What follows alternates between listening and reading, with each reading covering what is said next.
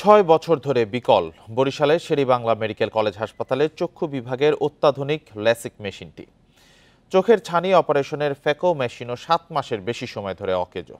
তাই চোখের চিকিৎসা দিতে বেগ পেতে হচ্ছে চিকিৎসকদের।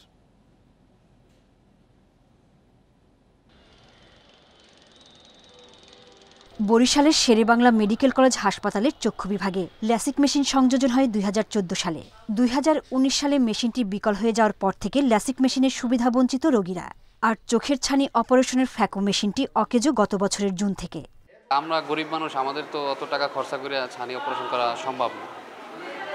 যদি মেডিকেলে এটা ভালো মেশিন থাকতো তো আমাদের জন্য অনেক সুবিধা হইতো।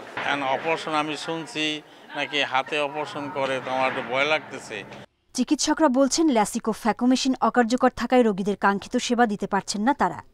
ফ্যাকো সার্জারিটা আমরা পৌঁছে দিতে পারতেছি না, তবে আমাদের এখানে অ্যাভারেজ ১৫-২০ জন ছানি রোগী আসে।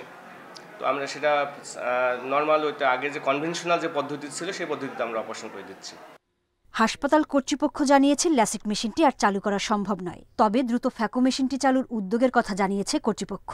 এটা ধরেন নিয়ে চালাতে পারবে, মানে আমাদের অন্য কোনো হায়ার সেন্টারে বা এনআইওতে, তাহলে সেখানে আমরা ট্রান্সফার করার চিন্তা ভাবনা করব।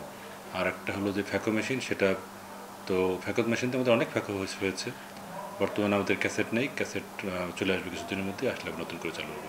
বরিশাল শেরেবাংলা মেডিকেল কলেজ হাসপাতালের চক্ষু বিভাগে দিনে গড়ে রোগী ভর্তি হন ১৫ জন, আর বহির্বিভাগে চিকিৎসা নেন ১৬০ রোগী।